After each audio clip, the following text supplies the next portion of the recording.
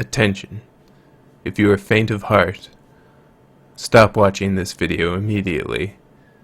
This deck is not meant to be played and not meant to be watched. It is only meant to be used in case of emergency to break the modern format. Please stop watching now, unless you are prepared to see things that you cannot unsee. This deck is a masterpiece that has been sealed away, and the events you are about to witness may scar and change you forever. This is a deck that is running Blood Moon, Ensnaring Bridge, and Chalice of the Void.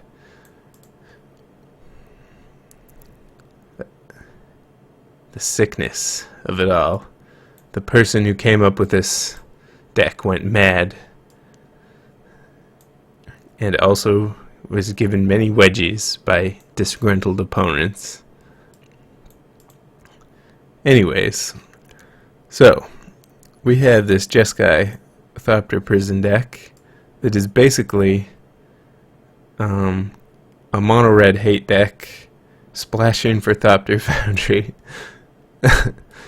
Yeah, the only non-red cards are Nahiri and Thopter Foundry.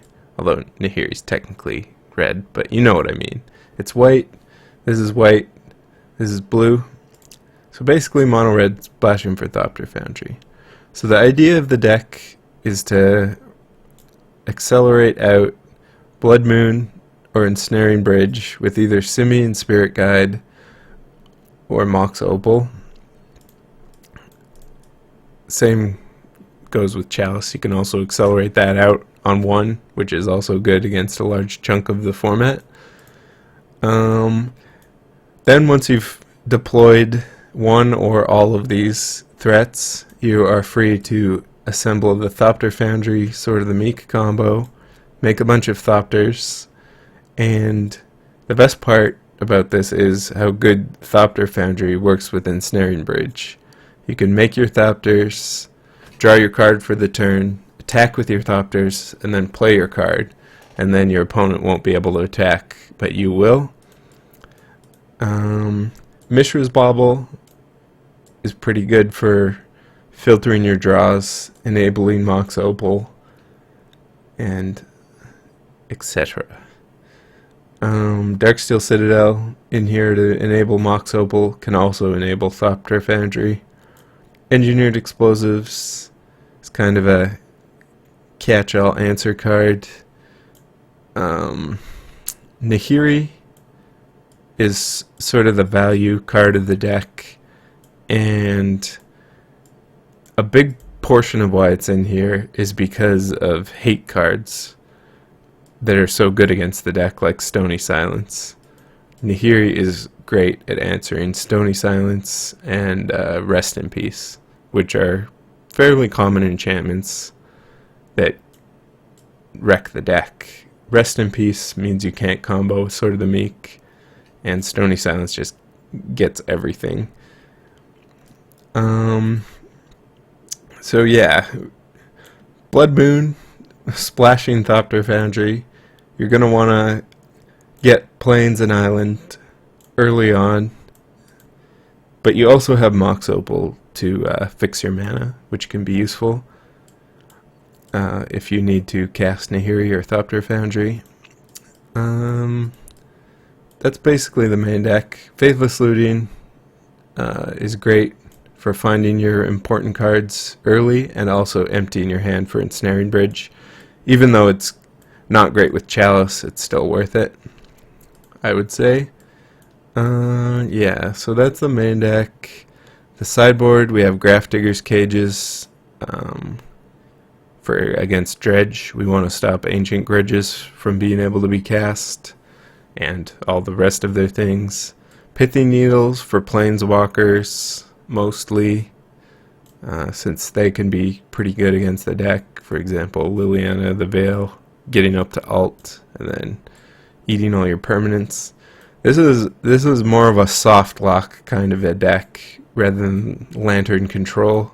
where once you have a couple ways to mill your opponent, and then also Lantern and Ensnaring Bridge, it's pretty hard for the opponent to get out. This deck makes it a little easier for your opponent to escape your clutches. You're just sort of hoping that Blood Moon gets them, hoping that Chalice gets them, hoping that Ensnaring Bridge gets them, and usually one of them isn't enough. Spellskite for against Burn, Eating Removal, Boggles, Infect, that sort of thing. Hurkyl's Recall is going to be good against Affinity and Lantern. Wear Tear deals with problem cards, also great against Affinity and Lantern. Also gets the Stony Silences and Rest in Pieces. Anger for your cheap board clear. Timely to buy us time and reinforcements. And pretty unexpected, probably, from if your opponent is playing against whatever this is, game one, they're probably not going to expect timely reinforcements. So it's pretty easy to get value, and it does buy a lot of time. Rule of Law, mostly for ad nauseum, but also good against some other things like Storm and such. And then Nahiri, so we're going to often want to be going up to 4 Nahiris post board if we expect a lot of hate from our opponents. And even though Nahiri can't get Emrakul in this deck because it's such a bad combo with Ensnaring Bridge, Nahiri still can tutor up our win conditions in Thopter Foundry Sword of the Meek, which is pretty amazing despite being a Nahiri alt and not instantly winning the game. It's still a nice way to win the game. Tezzeret was a consideration, big blue Tezzeret that searches up Ensnaring Bridges and the combo pieces, but Nahiri is easier to cast with Blood Moon out and still kind of wins the game, just slower, while being able to deal with the problem cards. So yeah, this is all the theory behind it. It's kind of a strange deck, so we'll be enjoying it together for the first time. Let's get started.